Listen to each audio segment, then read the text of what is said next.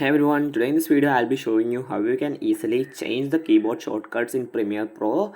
So in order to do this, first I'll open the Premiere Pro application. And once I'm in here, I will select a project, or I'll maybe create a new project and name it as sample, and then click on enter.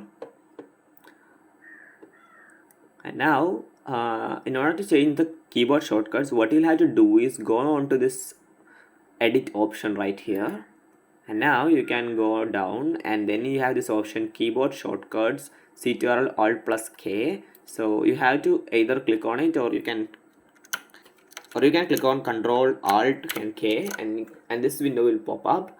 So in order to change a shortcut of any tool, okay, so in order to change this, what you'll have to do is right click on here. As you can see, this box appears.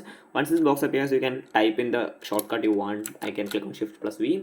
As you can see, now this is saved, and once that's done, you can click on this OK bar, okay, and now the shortcut will be changed. So that's how we can easily change your keyboard shortcuts in your Premiere Pro application. So that's it for today's video. Hope you found this video informative. If yes, please like, share, and subscribe, and thanks for watching.